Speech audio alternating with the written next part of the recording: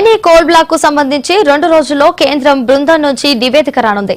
సింగరేణి బొగ్గు గనులను స్వయంగా పరిశీలించిన కేంద్రం బృందం పలు అంశాలపై దృష్టి పెట్టినట్లు తెలుస్తోంది. నైనికి సంబంధించి తెలంగాణలో పొలిటికల్ హీట్ పెరగడంతో కేంద్రం ఈ అంశాన్ని సీరియస్ గా తీసుకున్నట్లు తెలుస్తోంది. ఢిల్లీ చేరిన కేంద్ర బృందం నైని కోల్ బ్లాక్ టెండర్లతో పాటు మరో 5 అంశాలను పరిశీలించి నివేదిక ఇవ్వనున్నట్లు తెలుస్తోంది. దీనికి సంబంధించి మరింత సమాచారం మా ఢిల్లీ ప్రతినిధి శ్రీనివాస్ శిరీష్ అందిస్తారు.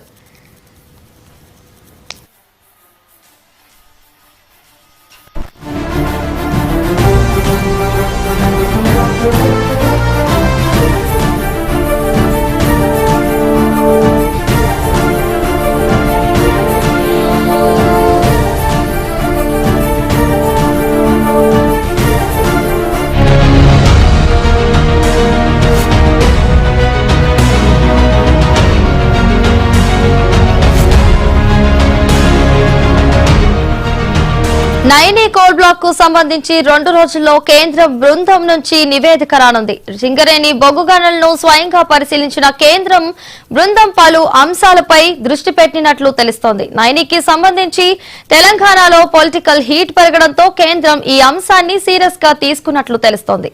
ఢిల్లీ చేరిన కేంద్ర బృందం నైని కోల్ బ్లాక్ టెండర్లతో పాటు మరో 5 అంశాలను పరిశీలించి నివేదిక ఇవ్వనున్నట్లు తెలుస్తోంది.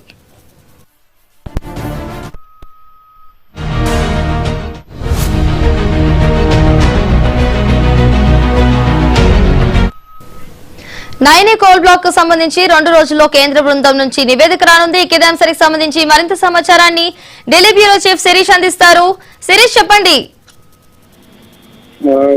ఏదైతే తెలంగాణలో వివాదాస్పదమవుతున్న నైని కోల్ బ్లాక్ కు సంబంధించి 2 రోజుల్లో కేంద్ర బృందం నుంచి ఒక నివేదిక అనేది కూడా రానుంది. ఇటీవల కాలంలో కేంద్ర ప్రభుత్వం నియమించిన బృందం అనేది సింగరేణి బొగ్గు గనులతో పాటు సింగరేణి సంస్థను సందర్శించి ఒక నివేదిక అనేది కూడా తయారు చేసింది. అయితే సింగరేణి బొగ్గు గనులను స్వయంగా పరిశీలించిన కేంద్ర బృందం పలు అంశాలపైన దృష్టి పెట్టినట్లుగా కూడా తెలుస్తుంది. నైని కోల్ బ్లాక్ కు సంబంధించి తెలంగాణలో పొలిటికల్ హీట్ అనేది కూడా పెరగడంతో కేంద్ర ప్రభుత్వం ఈ అంశాన్ని సీరియస్ గా తీసుకున్నట్లుగా కూడా తెలుస్తుంది.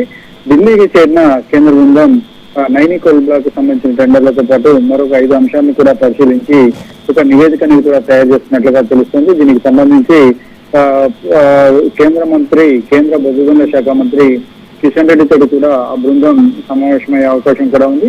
సమావేశం అయ్యి దీనిపైన ఒక నిర్ణయం కూడా తీసుకోబోతున్నట్లుగా కూడా తెలుస్తుంది.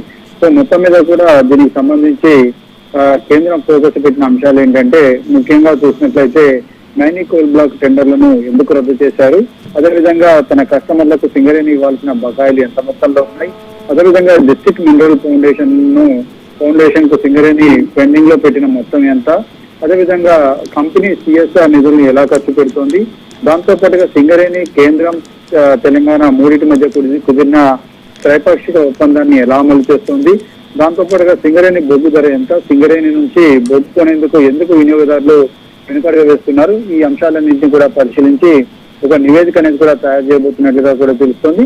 ఆ నివేదిక ఆధారంగా కేంద్ర ప్రభుత్వం ఇచ్చే నివేదిక ఆధారంగా తదుపరి పరిణామాలు కూడా ఆధారపడే అవకాశం కూడా కనపడుతుంది. ఎందుకంటే సింగరేణిలో 49% వాటా కేంద్ర ప్రభుత్వానికి ఉంటే 51% వాటా తెలంగాణ ప్రభుత్వానికి ఉంది. సో ఈ నేపథ్యంలో తెలంగాణ ప్రభుత్వం ఏకపక్షంగా నిర్ణయాలు తీసుకుంటడం ద్వారా సింగరేణి నష్టాల్లోకి వెళ్తున్న పరిస్థితి అనేది కూడా ఉంది. సో ఈ నేపథ్యంలో సింగరేణి సంస్థను గట్టెక్కించేందుకు, అదేవిధంగా ఏదైతే 47,000 కోట్ల బకాయిలు ఏవైతే ఉన్నాయో ఆ బకాయిలకు సంబంధించిన క్లియరెన్స్, వీటన్నిటి అంశాలపైన కూడా దృష్టి పెట్టనున్నట్టుగా కూడా తెలుస్తుంది. ఎందుకంటే సింగరేణి సంస్థ ద్వారా ప్రైవేట్ వ్యక్తులు లాభపడుతున్నారు, అదేవిధంగా ప్రభుత్వ ఖజానాకు గండిపడుతోంది. సో ఈ అంశం పైన పెద్ద ఎత్తున వివాదాస్పదమవుతున్న నేపథ్యంలో వీటిపైన బృందం నివేదికను ఇవ్వనుంది. అయితే ఇదివరకే సింగరేణి సంస్థను, అదేవిధంగా గనులను సందర్శించిన కేంద్ర బృందం అప్పట్లో ఒక నివేదికను తయారు చేయడం కూడా జరిగింది. అయితే ఆ నివేదికను తెలంగాణ ప్రభుత్వం గడిసేవని పెట్టిందనేది కూడా కేంద్ర ప్రభుత్వం ఆరోపిస్తున్న ఆరోపణ. అదేవిధంగా ఇప్పుడు ప్రస్తుతం మరి కేంద్ర బృందం ఇచ్చే నివేదికను మళ్ళీ అమలు పరుస్తారా, దీనిపై పూర్తి స్థాయిలో చర్చ జరుపుతారా అనేది కూడా చూడాల్సి ఉంది. Right, thank you Sirish.